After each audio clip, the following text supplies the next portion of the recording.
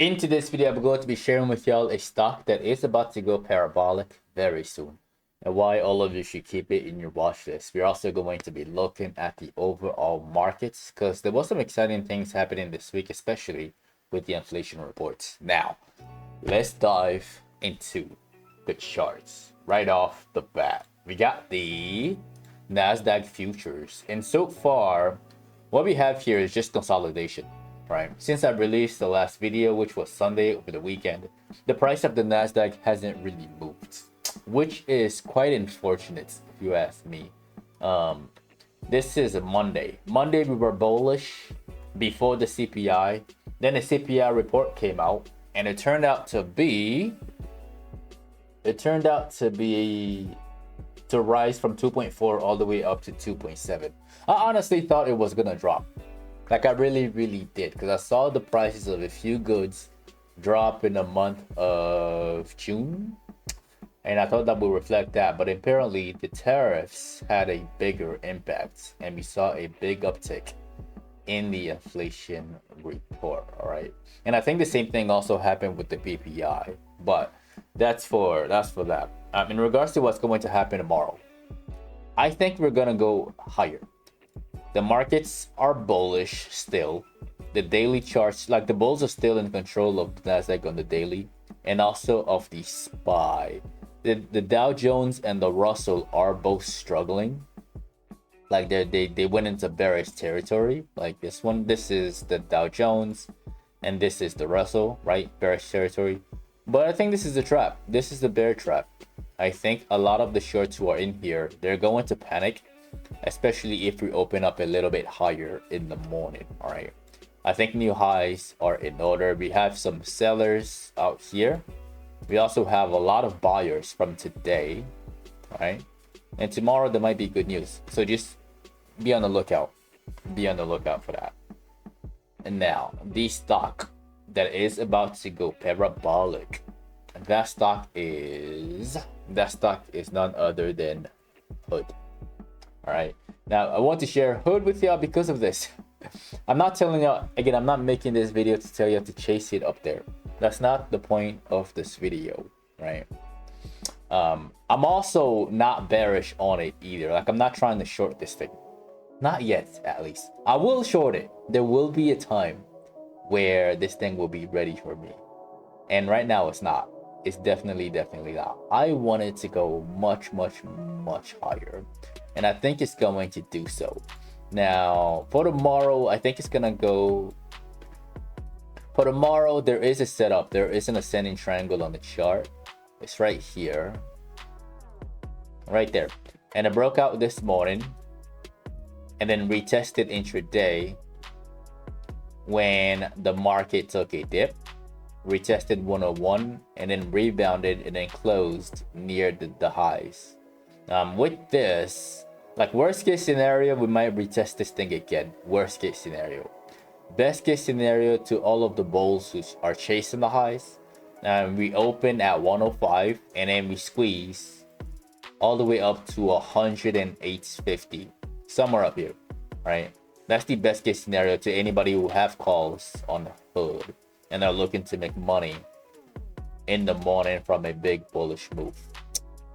So that's my thoughts on it. Watch Hood for that continuation upwards here. Now there is another stock that's not so risky and that's not so overbought. All right, there's another stock, and that would be a perfect segue into the updates, because the last video I gave you guys Tesla. I definitely did. All right, and I told you guys why I had calls on it and why I bought them over here on Friday afternoon. So there was this structure intraday right here, and then I bought calls at the close right here, and then I ended up selling my calls again. This is the 11th, right? And then I ended up selling my calls in the morning on the 14th within the first 4 minutes, because after I saw that rejection of 322, that was my cue to start getting out. So sold half, and then literally 2 minutes later, when it dropped back down to like to 318, I had to get rid of everything on Tesla. All right, but as of right now, it looks like it wants to climb. So we have short sellers located here, along with people who sold on that day right here. We have shorts. They're located right there. All right, we're gonna zoom out a little bit, and we retested that level of resistance today. Tomorrow, if we open up higher, let's say we open up at 323, at 324, this thing is going to go. All right, the price target that I gave you guys on Sunday, because I didn't think it would reject that 322 on Monday. Like, I didn't think that would happen right here. I didn't think these individuals would have such a big impact, but apparently they did.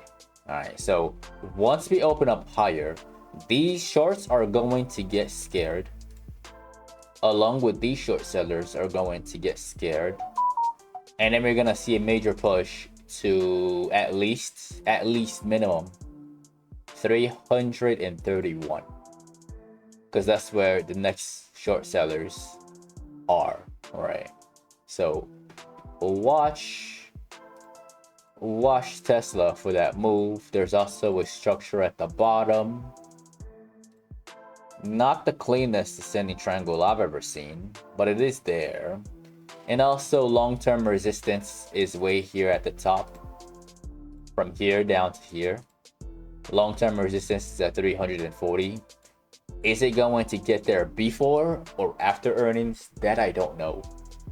I really don't know, and I'm not gonna try to guess. All I can tell you is this thing is going to run, and whatever that happens through earnings, whatever numbers that they put out, is either gonna be an IV crush or it's gonna make a massive squeeze. All right, definitely not bearish on Tesla after this thing is trying to rebound from the lows. Okay, so that's my thoughts on it. Now the next stock that we got to look at, let's see, 7 minutes. Yeah, the next stock that we can look at is NVDA. All right, now with NVDA, there is something on here. It has potential. Like, I showed a bullish pennant that broke out in the final 5 minutes. All right, this massive move, I really could not predict this. I didn't see this thing coming at all. Like, I thought this would happen. Well, it did happen on QQQ. It did. All right, but I didn't think it would happen on the semi specifically, and I didn't think that the semis would cause the pop in QQQ. All right, because I told you before, I thought the CPI was going to be like at 2.1. I thought it was going to be much cooler than expected. All right, so it felt like, so when I saw this thing happen on that specific day, I just felt like that bullish move was just priced in, and it didn't affect a lot of stocks. It affected the semis in a major way. It affected QQQ a little bit, all right? But nothing else really did something too major. So, is it going to continue higher? Yes, I definitely believe so. This is kind of narrow and a little sloppy. I've seen better. Than this. But there might be a retest of this high right there in the morning. There might be, so just be on the lookout for it. Right now we are in price discovery mode regarding the video. Like, we broke through previous highs and we're climbing and we're way beyond that $4 trillion market cap, right?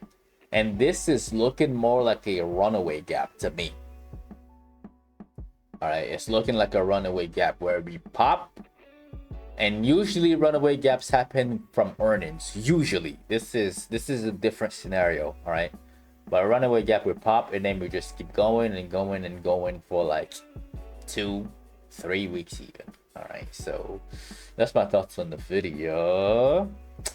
The last stock that we gotta look at, and the other reason why I think it's only gonna retest 172 and maybe even go nowhere is because of ASML. Let me go on the 1 minute, because ASML had earnings, and then TSM also has earnings. TSM also has earnings tomorrow morning, I believe. All right, and this thing this earnings report kind of throw cold water on that parade, which is unfortunate.